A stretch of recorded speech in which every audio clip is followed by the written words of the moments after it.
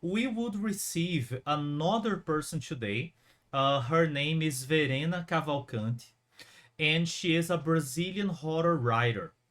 And she is a huge fan of yours, and she was very anxious about it, but the schedule didn't work. Oh, But yeah, I just want to give you this heads up because in some point of the interview we will have some really intelligent questions, and those are because of her. She created those intelligent questions. The rest of the questions are all just fun, right? okay. That's Yeah, awesome.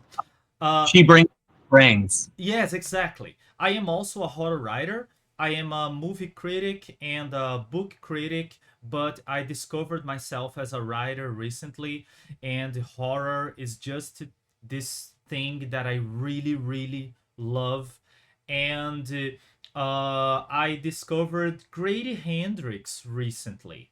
The first book that I bought was last year, and it was Final Girls, and Oh, it was amazing. We will talk about them, okay? But the first question I want to make you, Grady, is: have you ever been to Brazil? never. Whoa! Uh, Never in my life. But The closest I've come is Portugal, and that's not very close at all. yes, that is not really, yes. That's really not close. That's the And version. yes, I think you will love it. We have some really nice places, some really nice food, and we are having this movement of horror writers that is getting really intense in the last few years. So I think you will enjoy a lot. Verena, for example, she is probably one of the most brilliant horror writers in Brazil and one of the best I've ever seen. And she recently had her work published in other countries. So I think that maybe you will get some Brazilian horror at some point around you, right? Yeah, I know Colombia really well. So I was just in Colombia, and I was really impressed by how many horror writers there were who hadn't been translated into English. And I spend a fair amount of time in Spain for book stuff. I just came back from Catalonia, and I was really blown away by how many small presses there were dedicated to horror and sci-fi and fantasy. So yeah, there's a lot out there that does not make it to the U.S. Yes, which is sad. At the same time, it's fun, right? Because we can always discover some stuff depending on the languages that you can speak or read, right? Uh, Right. I got lucky because since I'm an English teacher, I could read English writers, American writers, and there is a lot of good horror that didn't come to Brazil, or sometimes they come and the translation is not so good. But I think that when you have another language, this helps, Yeah, right? sure. Well, being an American, we get one language. That is how America is. So I've been trying to study Spanish for the last year just to read a lot of these writers that I'm missing. That's awesome. That's awesome. I can give you a quick recommendation because I talk about this woman to everyone. You should look for a book called Our Share of Oh, Night. Mariana. Yeah, Yes, I know Mariana, and I think her writing is amazing. she's brilliant, right? Yeah. Jesus, it's Well, it's also interesting to me. I mean, I like Mariana. I like Our Share of Night, but I actually like her short stories better. so Uh, good. I think her short stories are astounding. They're just so simple and so they really feel unique. I was also really I was just when I was just in Spain and Catalonia just now, I had no idea that do you know Michael McDowell, the horror writer? Yes, I do. I do. Yeah, I had no idea that his Blackwater saga was so popular. In But I Spain? in Italy, Spain, France. Wow. In Spain, it sold 200,000 copies. And I walked into a store in Barcelona, Gigamesh Libreria, and they had giant floor displays for Blackwater Saga, counter displays. Amazing. There's merchandise, but it's been an enormous hit all over Europe. And in the US, it does okay, but nowhere near This that kind of is number. that's amazing, right? This is really something.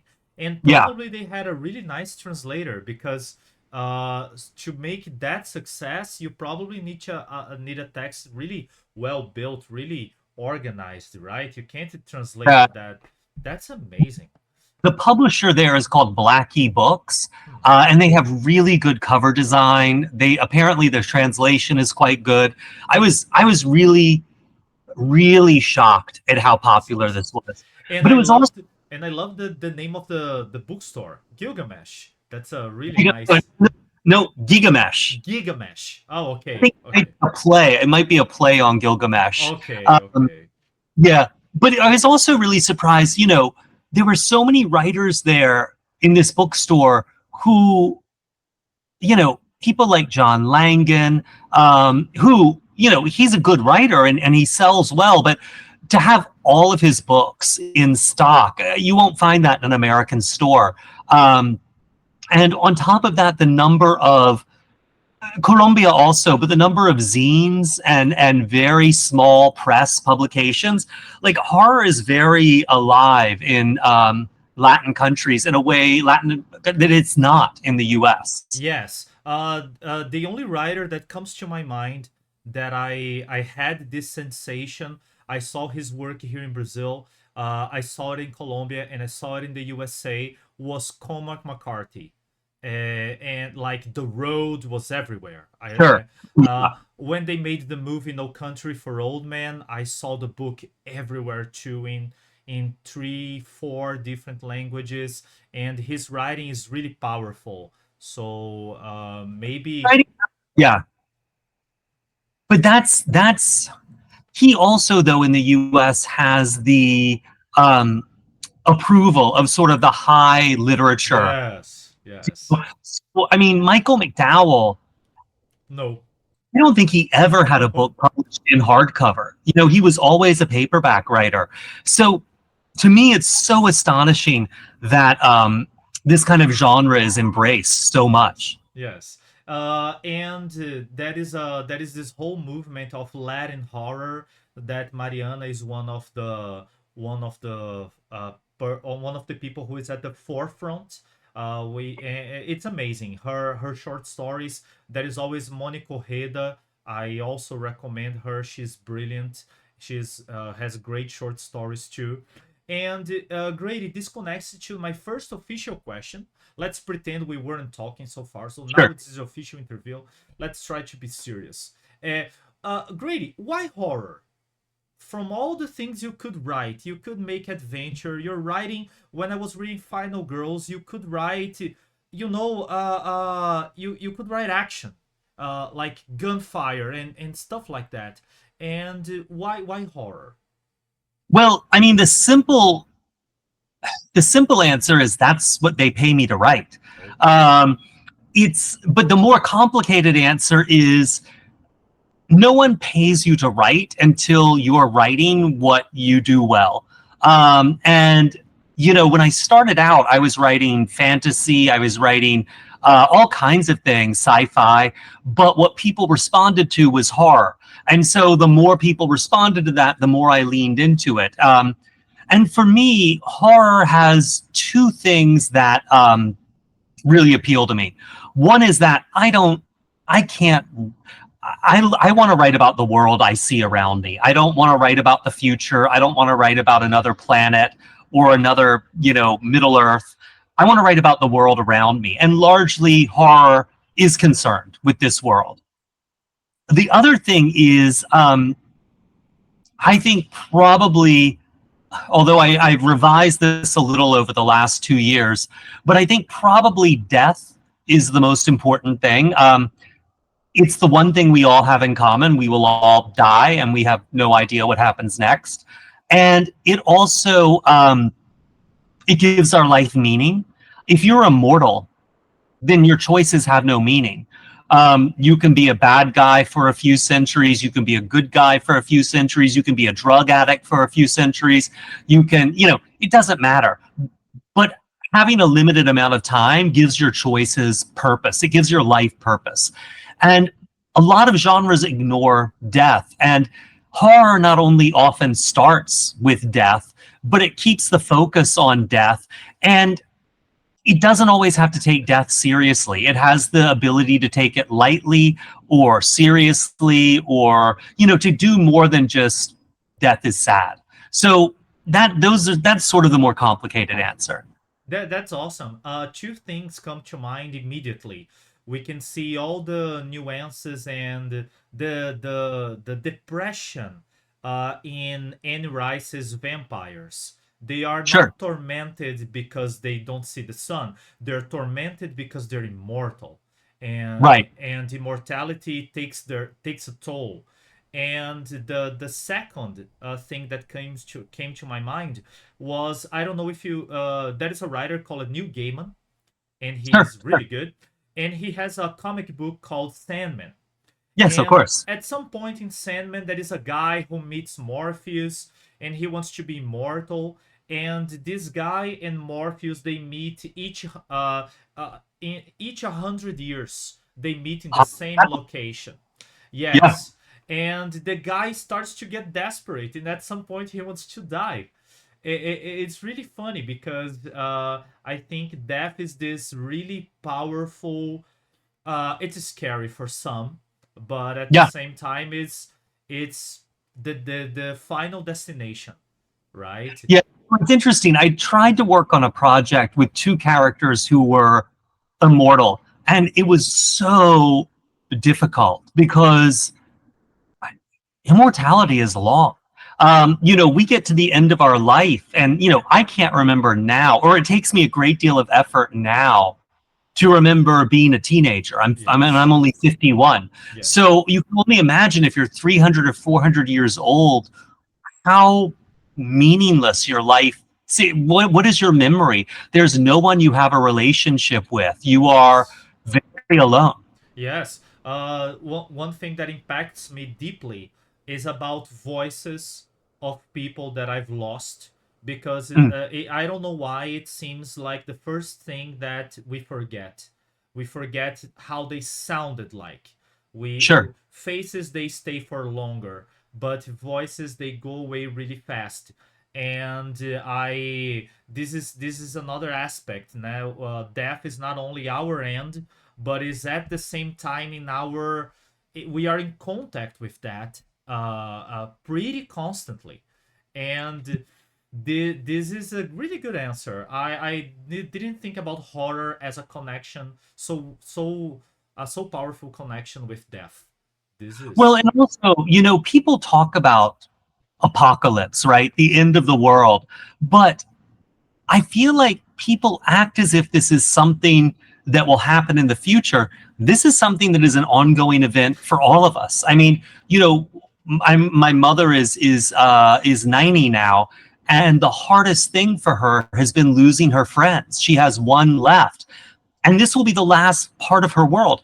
When she was born in 1934, the world she was born into, everything in that is gone. The food tastes different now. The technology is different now. The priorities are different now. The history is different now. And the people who remember it the way she did, it's gone.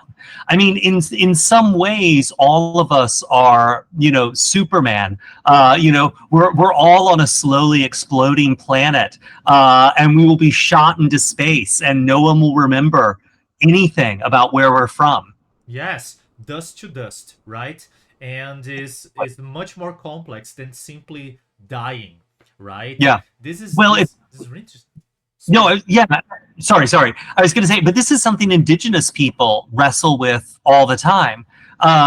They have survived an apocalypse. They have experienced the extermination of their language, their culture, all these things. They are, on an ark in space, preserving a world that was destroyed in recent history.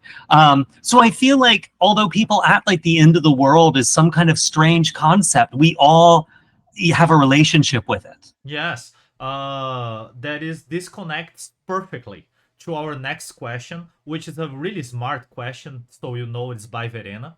Not you. No, she wanted me to ask you, how do you feel about writing and politics? And she created this question because some people say that art is political, some people say that it's not, but in your writing specifically, we see a lot of female protagonists. And this is something that is not common to horror, at least if we think about movies, right? Horror movies, they always have the male gaze and this fetish of women dying. Of course, we have some exceptions, but having the female protagonist is amazing. And I will say something after you give your answer. So, how do you feel about it? This is political. This is on purpose. Art is political for you. Um, I I write about the world I see around me, and so the hardest part of my job is seeing the world around me and depicting it in books as it is, not as I somehow wish it was, and also embracing that complexity because I think that gives you more interesting stories. So I do a lot of research, but I also try to make things seem emotionally true. Um, Maybe I succeed, maybe I don't always succeed, but that's what I attempt. Um, because of that, my books have this political element simply because we live in a world full of politics. You know, our world is shaped. You know, it's interesting. When I was a kid, they released the first properly edited hardcover versions of H.P. Lovecraft in the 80s, and before that, they had always been the Arkham editions. Derleth had a role, and also they were mostly in paperback. And these were the first time they were in libraries because they were hardcover. And Lovecraft's world is a world that's shaped by these invisible forces, right? The Elder Ones, the old gods, all these things. But our world is shaped by these forces also. Economics, politics, sexism, racism, all these things, history. And so to write about the world, I have to sort of look at the world as it is, and this is the world. Yes. So it would be fiction to have no politics. I don't know. Even I can even say if that's possible. I think so, yeah. I mean, and also horror has there's two things that are really unique to horror, but one of them is that horror is about, as Freud said, the return of the repressed. The thing you try to forget about, the thing you try to hide, comes back and is knocking on your door. And so therefore horror is often dealing with things that have been shut down, that have been buried, that everyone wants to forget about, the inconvenient things. And often that has a political angle. Yes, I always say to people, since I started writing, I said I this is funny, but at the same time is a little aggressive. But I always say to people that if it depends on me, white men, they will die, and they will die horribly. And I try to enforce that in all my stories. And in the first two stories that I wrote, this was kind of something I wanted. But as I started to, as this process became automatic, I can't control it anymore, and they simply end up dying really, really horribly. And I think that is a fun characteristic. At the same time, I know that is a statement being made. And this connects really well with the Southern Book Club's Guide to Slaying Ah, Vampires. Because when I am a book critic and a movie critic, as I told you, but I don't like reading summaries. I don't like knowing sure, anything about the book. sure. Like, just give me the book. I like that cover, give it to me. Or somebody recommends me. and I was ready for seeing like hillbilly Texan American with like double barrels, shooting and blasting vampires away. And this book caught me so off guard Oh, good. that it was simply delicious. It was Thank simply you. delicious. And that is something I want to read here. It's really quick for everybody who is listening to us. Just a quick comment. If people who are listening or watching don't know Grady Hendrix, you should buy something from him. So, that is a phrase here from a character, and she said they're talking about a vampire, and she said, "You think we can't match him?" Slick asked from her bed. "I've had 3 children, and some man who's never felt his baby crown is stronger than me, is tougher than me. He thinks he's safe because he thinks like you. He looks at Patricia and thinks we're all a bunch of sunshine Susies. He thinks we're what we look like on the outside. Nice southern ladies. Let me tell you something. There is nothing nice about southern ladies." This is freaking brilliant. Oh, And thanks. yes, and they are so real, Grady. How do you get to that point that the characters they're so real? I looked at this, and my aunts and grandmothers, they were not American, but the behaviors they match the era, the 70s, the 80s, the way they did things, their concerns. How do you do that? I mean, that's my job, right? It's a lot of it is everyone in my books is based on someone real. Often they will never recognize themselves. No one's ever recognized themselves. Or people think they recognize themselves, but they are always wrong. Oh, So maybe it's just someone I saw on the subway. Maybe it's someone I've known all my life. But I start with a human being and I try to imagine them. You know, a lot of it is seeing people as they are and not as you assume they are, you know? And I've had a lot of moments in my life where people have really surprised me.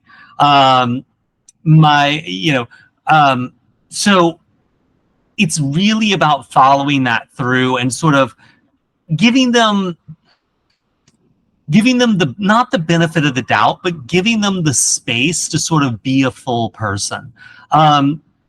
No one's a bad guy. No one's a good guy. Everyone has their reasons. Everyone has their problems. And so I just try to respect that. I don't know if my new book that's coming out in January, every character is pregnant. It's set in a home.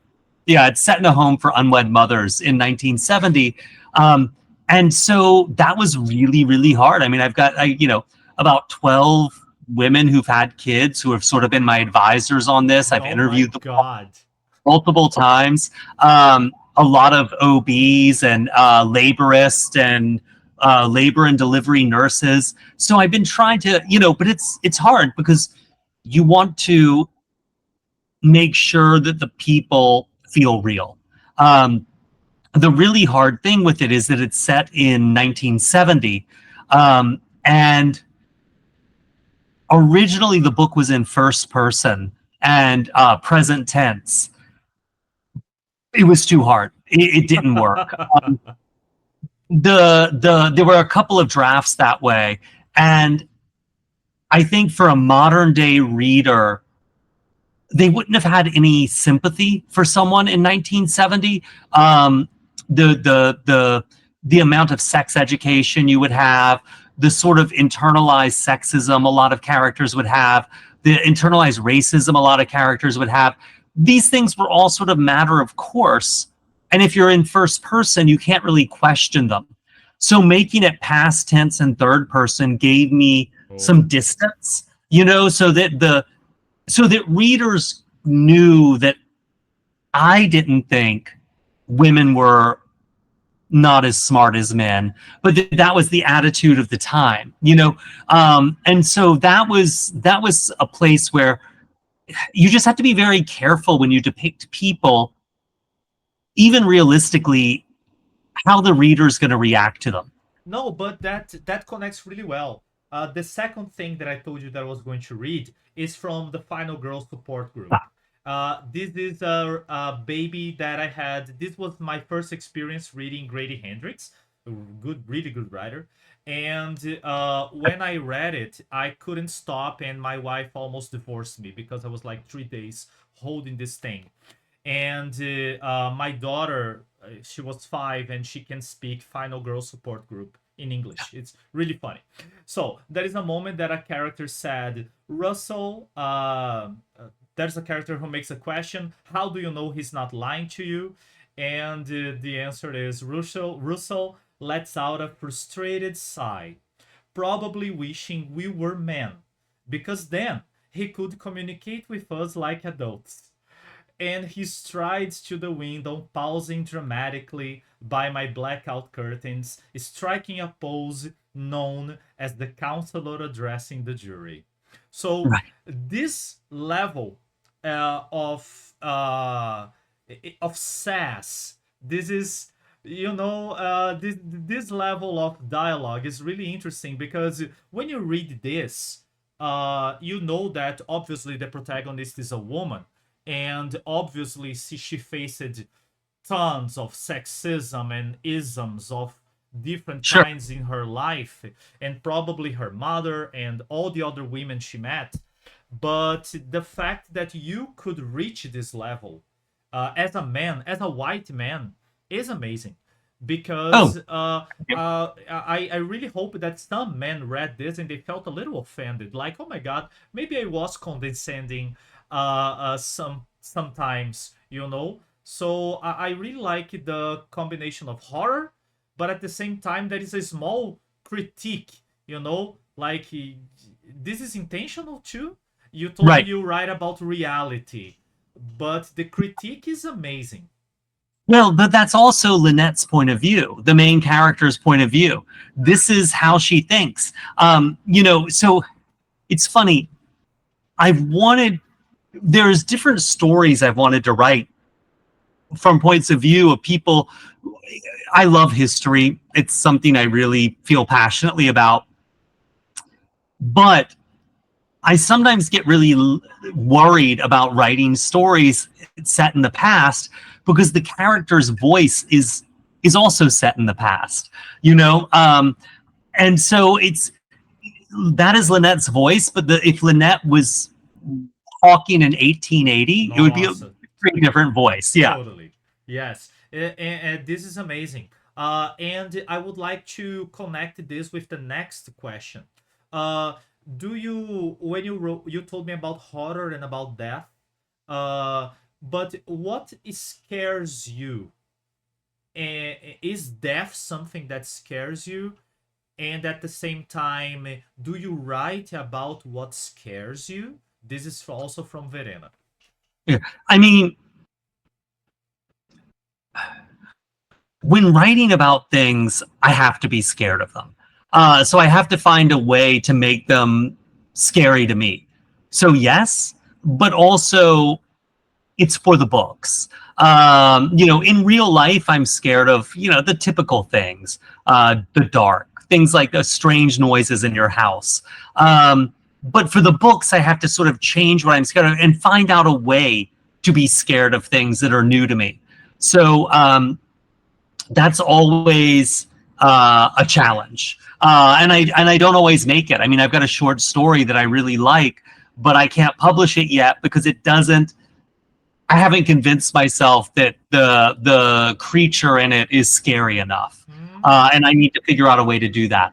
Um, so yeah, so I have to make myself scared to write these books, but it's like I'm a mercenary. I'm scared of whatever I need to be scared of for the job. That's amazing. And going back to the Southern guidebook for slaying vampires, I was telling my wife after I've read it that I didn't know if I was more scared of the vampire, because he is this really I don't know if you have that when you read, but when I read, I imagine faces, and Sure. usually are famous faces. So the vampire for me is Brad Pitt, And Oh, yeah, sure. yeah, and I told my wife I don't know if I'm more scared of him or of the society in that time, with the poor neighborhoods and the people who were completely left out and abandoned by law, by police, and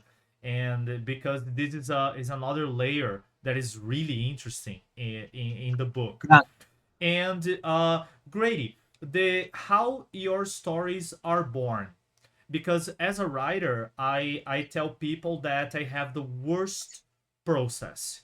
I have the idea, and if I put my idea onto paper, I lose my interest in the idea automatically. It's horrible. I need to sit and I need to write and make dialogue so the idea can go on and I can keep interested. But if I make a note, I will write about this later, it dies completely. Oh, yeah, I agree. So there's sort of three places, well, no, two places my books come from. And one of them is a lot of these are ideas I've had for a very long time and they've just lasted. Final Girl Support Group was published in 2021, Let me see. 2020, I think 2021 or 2022. Yes, 2021. Yeah. So the first draft of that was finished in 2016, and actually Wow. I started writing it in 2014. So like I started making notes about it. So 8 or 9 years. But Southern Book Club, that book was one I was thinking about for 10 or 11 years before I wrote it. And every book I write has two components. One is every book has a technical challenge I want to solve. With Final Girls, it was writing first person. With We Sold Our Souls, it's can I write lyrics for songs? But the other one is always something I'm wrestling with in my life. And so like the book I'm writing now, or it's coming out in January, that book is about homes for unwed mothers. And I have an aunt and a great aunt who were both sent away, as they say, when they were teenagers, and no one knew until they were in their 70s. Whoa. And that's always stuck in my head since I was a kid. And so finally, 30 years later, I'm writing about it. So that's one place. I mean, the books, they sit for a long time. They stew. There's a question I want to answer that's bugged me all my life, or for a large period.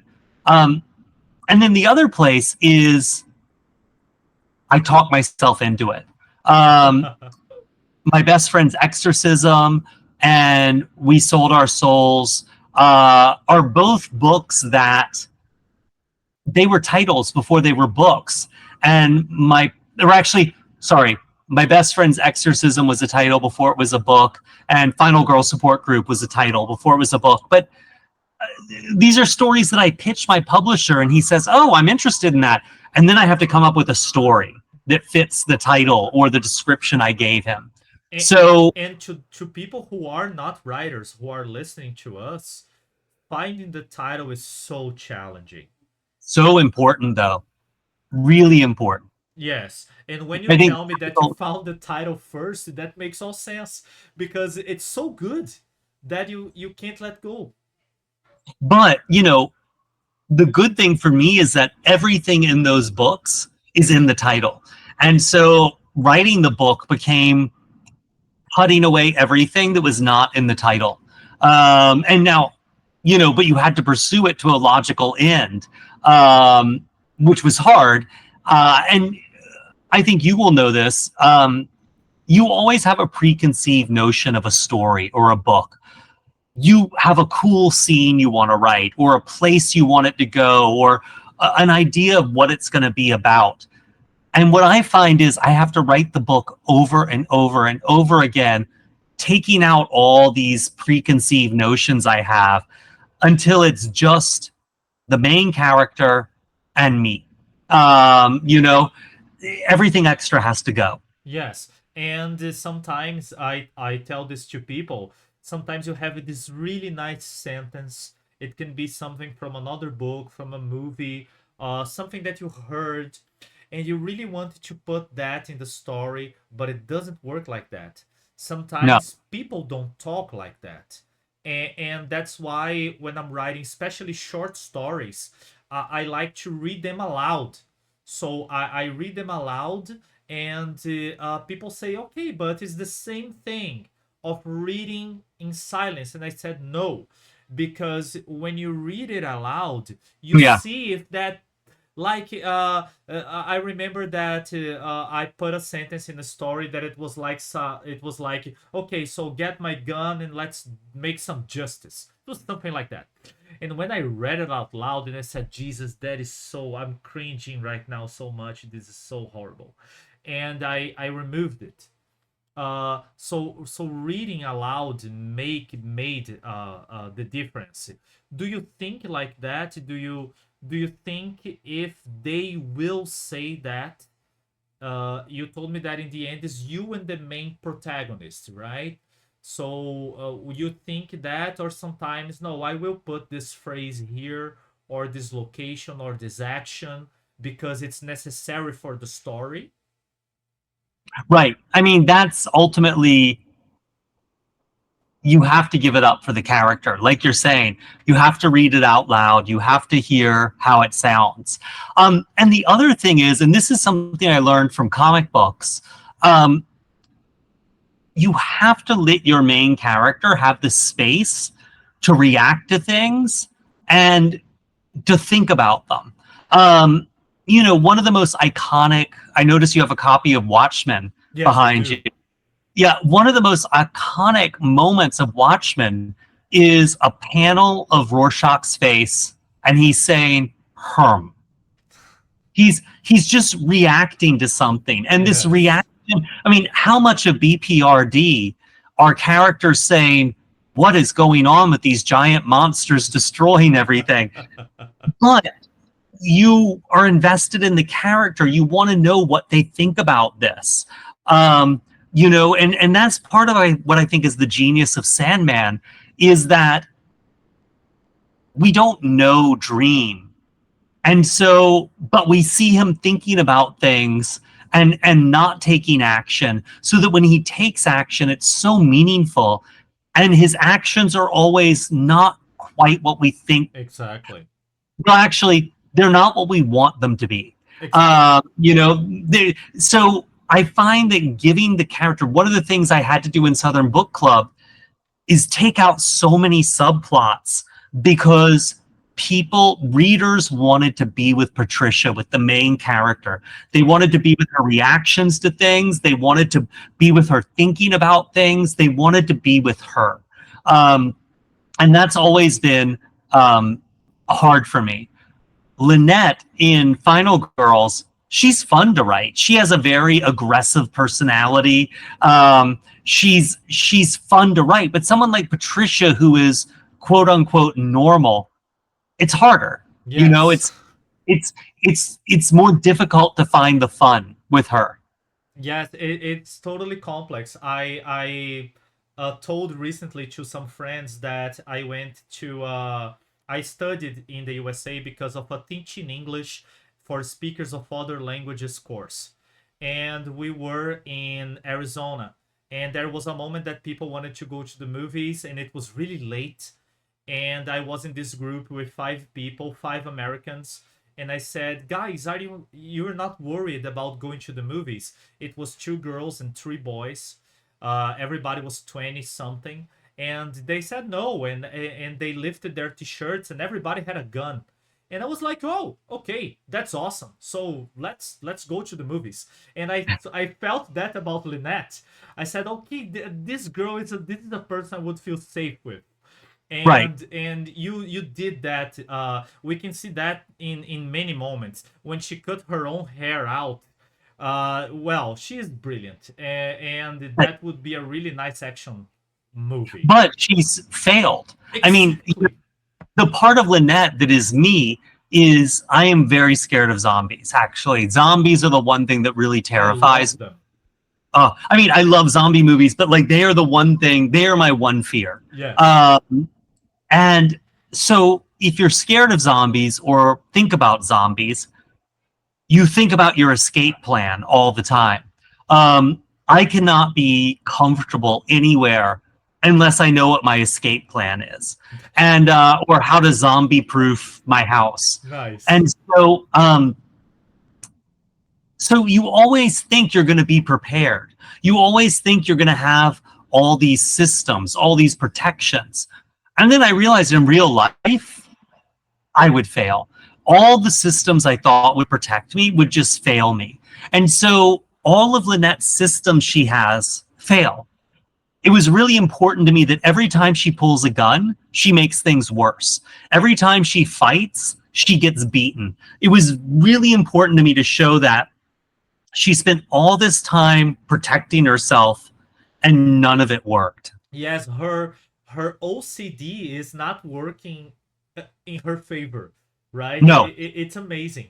It's different from Patricia, because in the Southern Book Club, she's afraid and she's right to be afraid. And right. obviously, people will doubt a woman who is afraid of this really nice guy in that decade, of this really nice guy.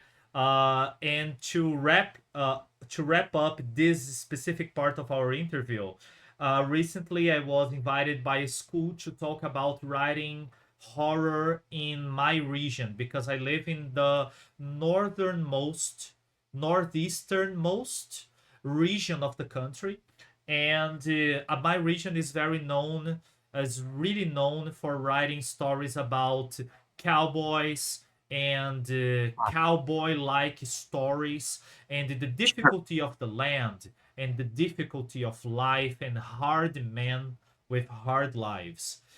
So when we try to write horror here, is really challenging, because that is not a religious component, that is not a beautiful story. Horror is fun and sometimes teaches you a lesson, but at the same time is a little disgusting and it's a little violent. So it's a hard sell here in my region. Right. And in this school, I mentioned you because I said that sometimes when we write horror, we are writing about monsters and crazy people, serial killers, whatnot. But there is a lot of emotion, that is a lot of feelings, and I felt that in all the books. But Southern book clubs was the strongest.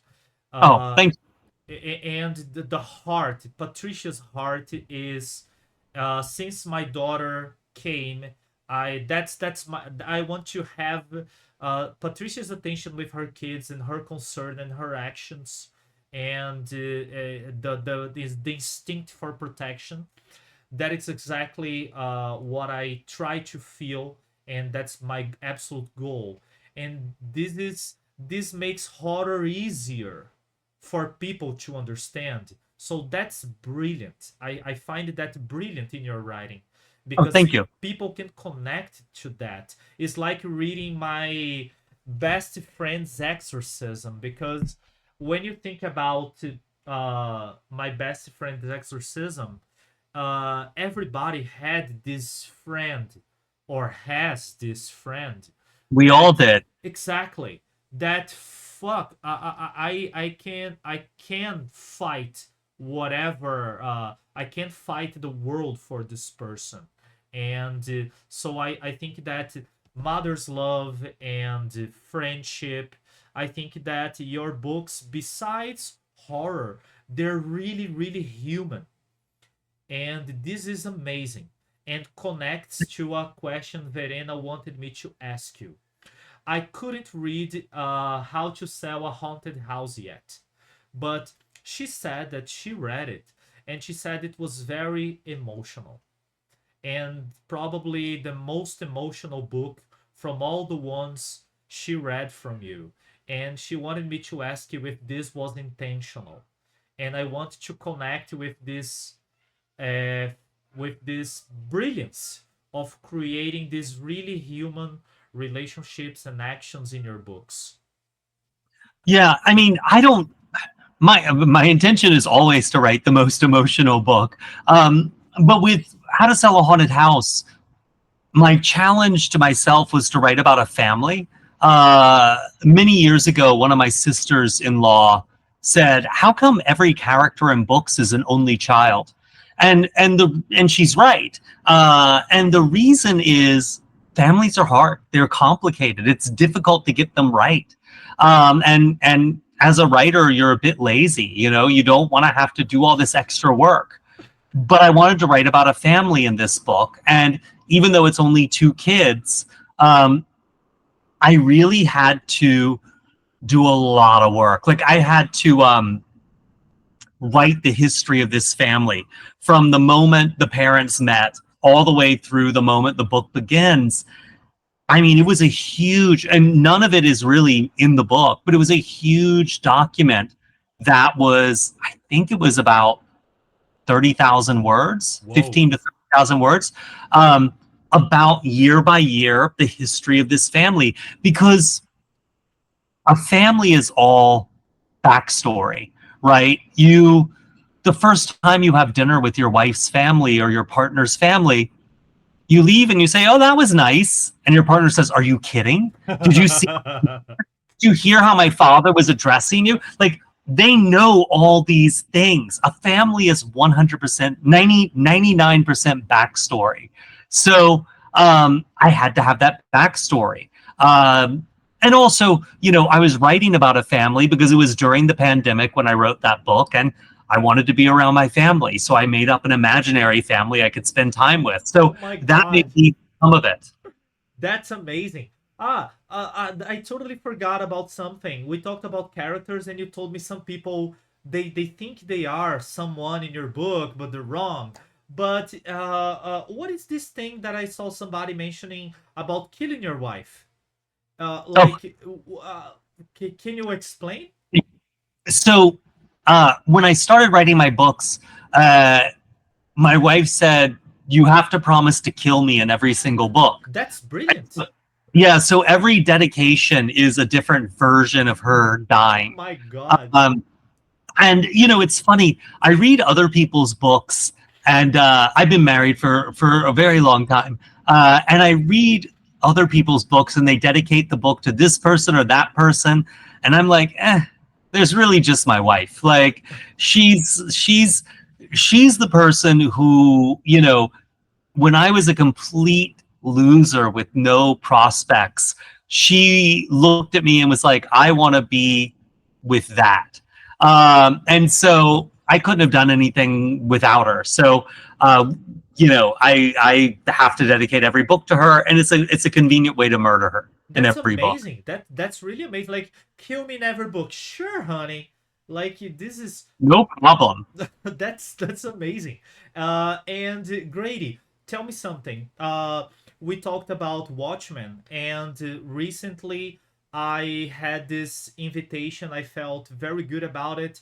A publishing house here said, "Fernando, your short stories are really good. I'm still writing on my novel, on my first novel, but we would like you to write a horror comic book." Ah, And I felt completely lost because I right. have never. And the only comic books scripts that I had seen were from Alan Moore's Right. biography, Storyteller, and Quite big. that's ridiculous. That's just Yeah. absurd. That's so. I told Verena, that was going to be in the interview, that I was so happy because I was watching a horror movie, and this horror movie was really good, and the name of the horror movie was Satanic Panic. And in the end of the freaking movie, that is screenplay by Grady Hendrix, and I was like, what? And then I discovered that, I'm sorry, the incompetence of not knowing that, just the interviewer. So I discovered that you had this screenplay, and then I discovered about Mohawk, Right. which I didn't watch yet. Please don't, It's no okay. spoilers, okay? So uh did you feel what I felt? Like, I'm still lost about the comic book, but is it like, oh my god, I am a book writer and now there is this screenplay. How does it work? So I have a hard time with comic books. I really love comic books. I grew up on them, and so I find them very hard to write. But screenplays, I love writing, and I've written a lot for many movies that will never be produced. Wow. But I find that writing books has not helped me write screenplays, but writing screenplays has really helped me write books. How come? Screenplays are so short. You have to be very, very economical with everything you do, and you have to use your space wisely. So if you look at like my first book about a haunted IKEA, there's scenes of people. Yes, exactly. There are scenes of people sitting in their car alone. Yes. When you look at something like Southern Book So Club, by the good. time you get there, right? But by the time you get to Southern Book Club, if I'm putting a character in a car, they are talking to someone else, Yeah. and they are on their way either somewhere they really need to get or somewhere they do not want to go. Like, I feel like books sometimes waste pages on nothing. And screenplays force you to say, okay, can these two scenes become one scene? Can I make this one scene more dramatic by introducing this character? What can I do to make this more exciting for the reader? Screenplays also teach you that if you're introducing a character, an actor is going to play that character. They want a really cool introduction. So you've got to make sure people make an impact in your books. The characters make an impact. And also, books are 100% internal.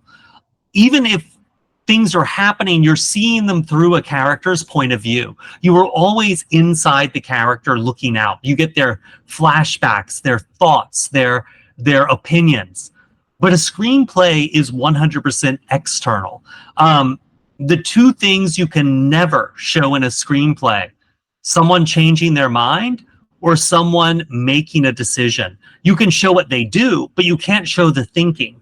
And books, so much of books are characters changing their minds or making decisions. So Yes. screenplays really taught me a lot about how to use every page for its maximum value.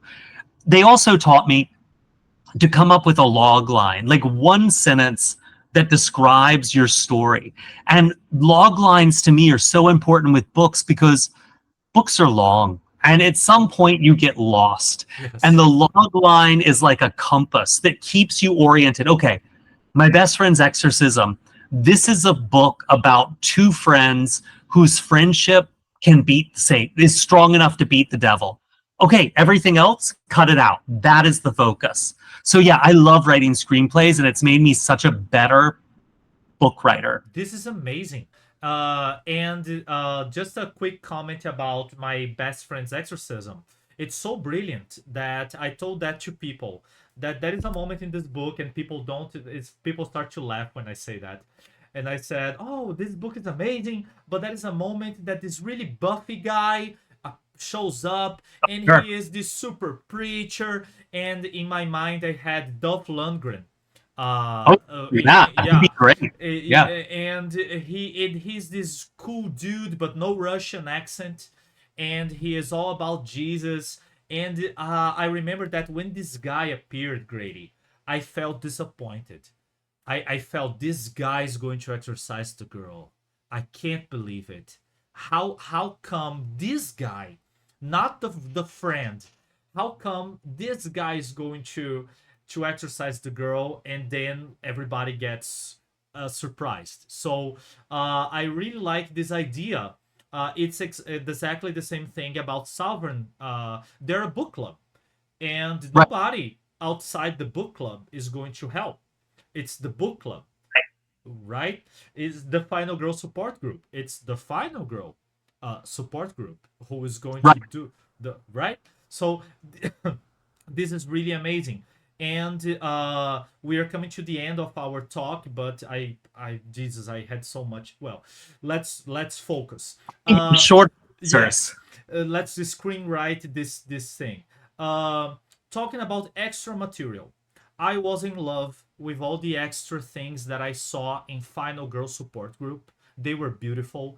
Between chapters, we have, let me show, maybe people didn't see it yet. Between chapters, we have sometimes a really piece of memorabilia or Right. news. It's amazing. And in Best Girls Exorcism, I really fell in love with this. My Yeah. my first reaction, because I bought this in a garage sale. Here in Brazil, we say sebo. Sebo is like a flea market. Okay. So my first reaction was, what the hell? Like, who wrote? Then I understood.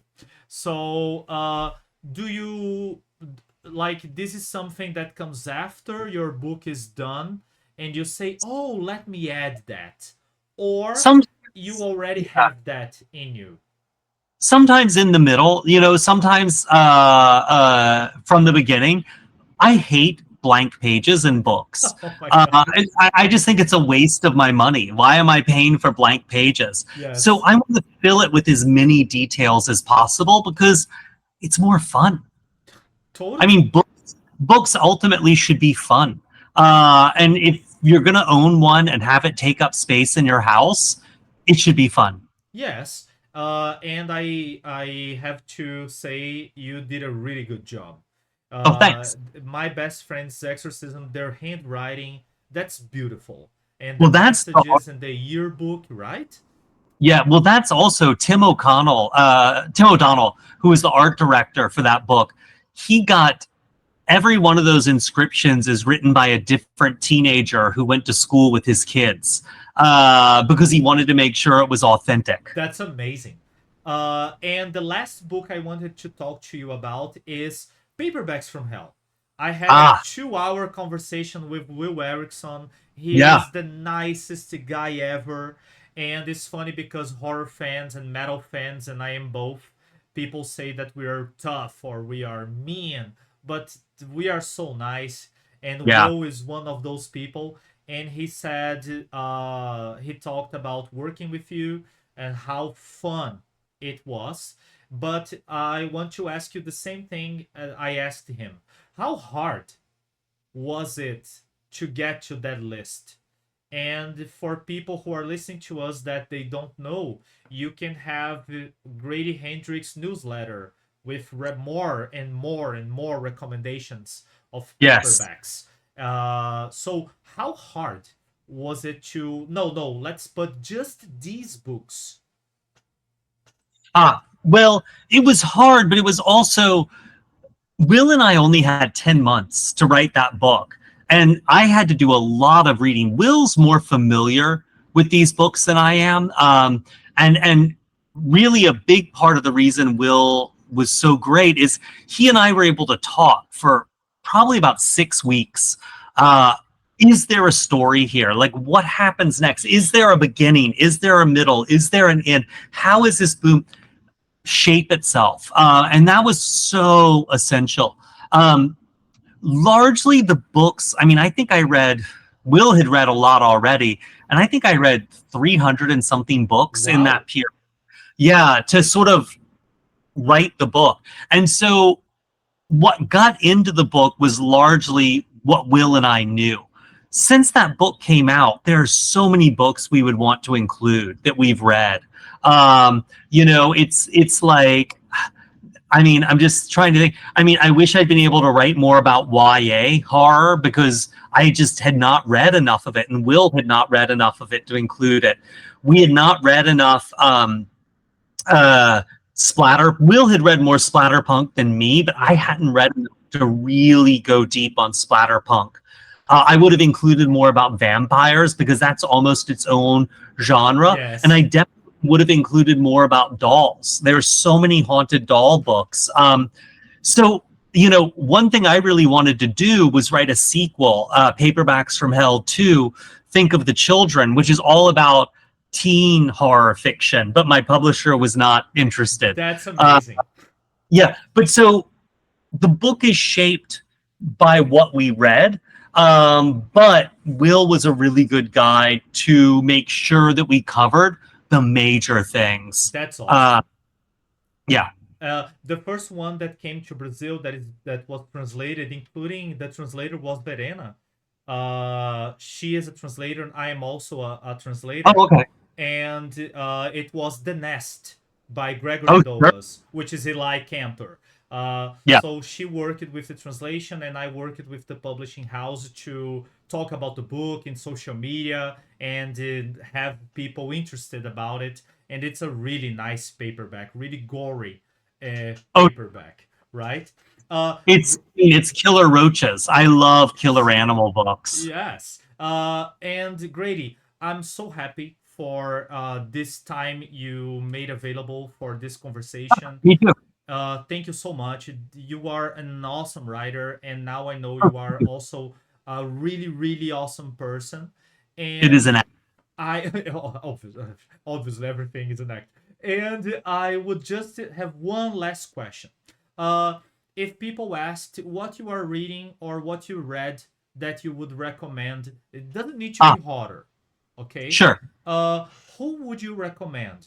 Two maybe authors for who's listening. So I'll recommend three. Okay. So the first is Junji Ito, the Japanese manga artist. He is Brilliant. one of the most brilliant and unique voices in horror today. If you haven't read him, find him. I know you have. No, but he, all his collection arrived in Brazil in the last 4 years. Yeah. They're translating all his works. he is amazing. The other person I would really, really recommend is I know most people have read this, but I'm surprised at how many I encounter who have not. Shirley Jackson's We've Always Lived in the Castle is one of the greatest books. And then the third one I want to recommend simply because part two, it's a 2-volume book, and part two finally came out. Emil Ferris's My Favorite Thing is Monsters is an amazing graphic novel. There is nothing else like it. And the first one came out 7 years ago, and the part two just came out. There's nothing like this out there. It is so emotional. It is so heartfelt, and it's all about monsters. Yes. And some people are saying the best comic from the last 20 years, and I totally agree. I agree brilliant. 100%. It's brilliant. Yeah. Very good. It's my wife she does not love genre. She does not like horror that much or science fiction. She reads a lot, but it's not her thing. Graphic novels, sure, she reads the big ones like Mouse. Yes. But I had a copy of My Favorite Thing is Monsters sitting in my office, and she was like, just started reading it. She's like, this is amazing. Yes. She just pulled her in. And it's the best of both worlds, right? Because I always say horror is that ugly cousin you don't want for dinner because he's a little strange. He speaks things that people don't like. And comic books are the other ugly cousin, right? No, this is not. Both of them are not classic literature. So My Favorite Thing is Monster brings both worlds together in a extremely intelligent manner. I love agree. it. Yes. Grady, thank you so much again. Thank you. Thank you for having me. It was really nice to chat. Nice. See you soon. Bye-bye.